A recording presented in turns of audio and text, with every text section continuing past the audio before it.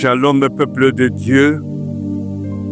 Nous, pasteur Élie Djema de l'Assemblée de délivrance et de révélation, venons partager les Écritures saintes autour du thème intitulé « Le 7e tour ». Ce jour, nous voulons faire parler les Écritures.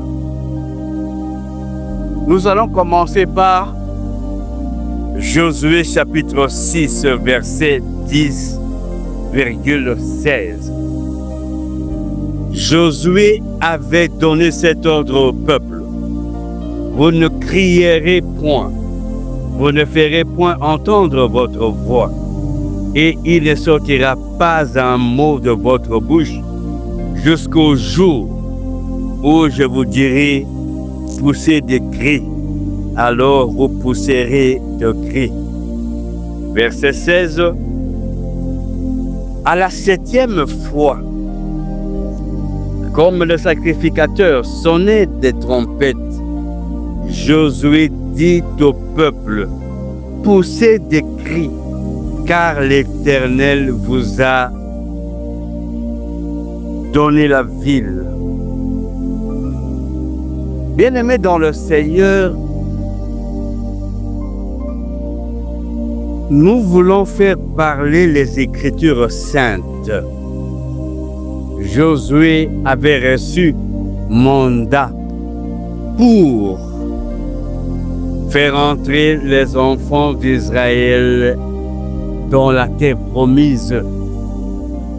Il y avait un mur qui les empêchait de prendre possession de leur héritage. Il y fallait tourner ces murs pendant plusieurs fois. Les Écritures saintes disent qu'ils ont tourné 6 fois, mais à la 7e fois,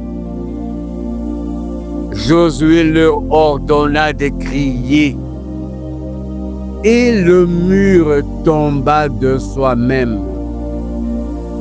Et les enfants d'Israël prirent possession de la ville. Le chiffre 7, c'est le chiffre de repos. Parce que Genèse, chapitre 2, verset 3, de dire Dieu bénit le 7e jour et il le sanctifia parce qu'en ce jour il se reposa de toute son œuvre qu'il avait créée en la faisant. Genèse encore chapitre 8 verset 4 de révéler un autre secret du 7e, du chiffre 7. En ces termes, le 7e mois, le 17e jour du mois, l'arche s'arrêta sur les montagnes d'Ararat. Ce n'est pas un hasard. Tout est clair et circonscrit dans les Écritures. Après 40 jours et 40 nuits de déluge, l'arche de Noé s'arrêta au 7e mois. Pourquoi seulement le chiffre 7? Un autre verset dans Genèse chapitre 41, versets 2 à 4. Et voici 7 vaches belles, à voir et grâce de chair, montèrent hors du fleuve et se mirent à paître dans la prairie. Cette autre vache laide à voix et maigre de chair montèrent derrière elle hors du fleuve et s'éteignirent à leur côté sur le bord du fleuve. Exode chapitre 20, verset 10, de nous donner encore un autre élément sur le chiffre 7. Mais le 7e jour est le jour du repos de l'Éternel, ton Dieu. Tu ne feras aucun ouvrage, ni toi, ni ton fils, ni ta fille, ni ton serviteur, ni ta servante, ni ton bétail, ni l'étranger qui est dans tes portes. Bien-aimés dans le Seigneur, le chiffre 7 est le chiffre qui consacre ton temps, qui consacre ta période de repos. Les enfants d'Israël avaient travaillé, avaient marché, avaient tourné ce mur de Jéricho pendant 6 jours. Aujourd'hui, c'est toi et moi, cet enfant d'Israël, qui travaille pendant 6 jours. C'est toi et moi qui souffrons de maladies incurables autant de jours. Toi et moi, nous sommes tourmentés autant de jours. Nous subissons de critiques. Nous sommes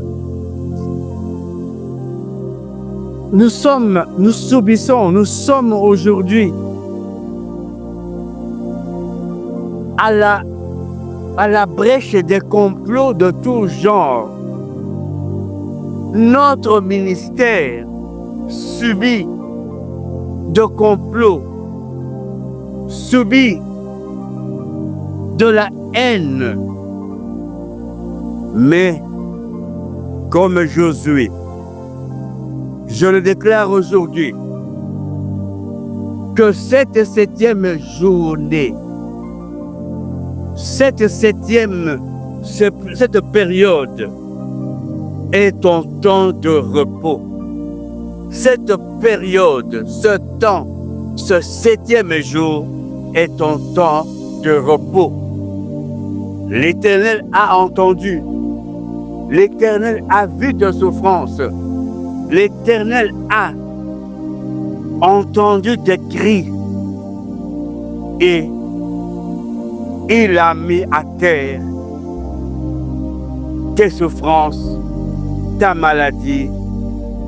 Il a dépiécé tous les complots et il t'accorde maintenant ton repos et mon repos au nom de Jésus-Christ.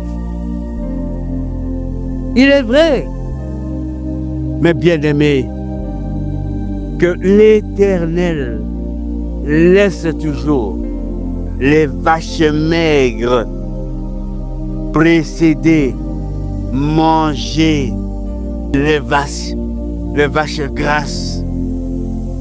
Les périodes de souffrance précèdent toujours la période de repos. Travail, subit ces souffrances, ces humiliations, ces critiques, ces complots. Mais le temps de repos est arrivé.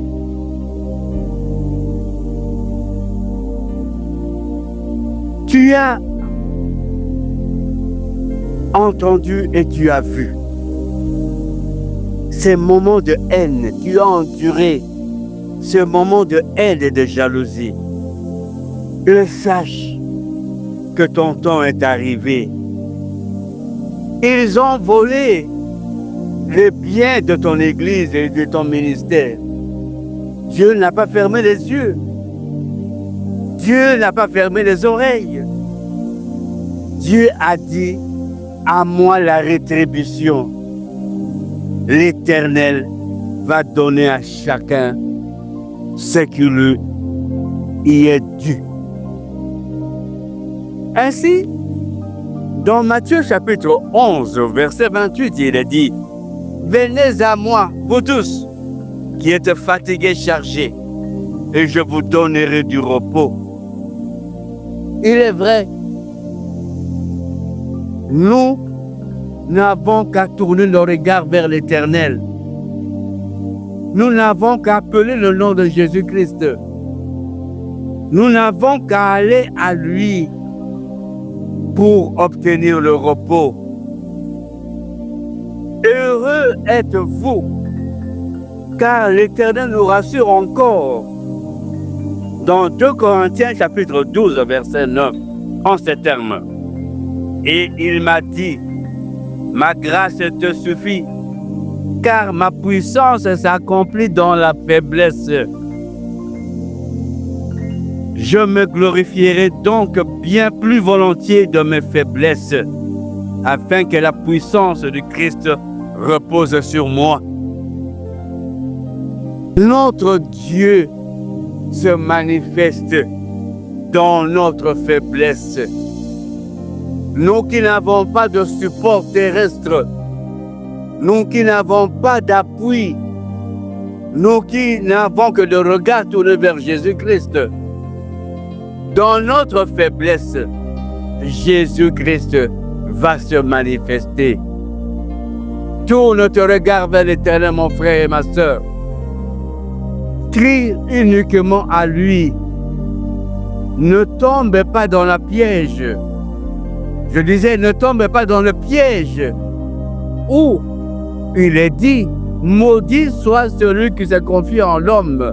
Ne te confie point à un homme, parce que le cœur de l'homme est tortueux. Regarde à Jésus-Christ et tu auras ton repos. Le 7e jour est arrivé, c'est ton jour de repos. Maranatha, Pasteur Élie Diema, le tabernacle de Dieu. Pour tout contact éventuel,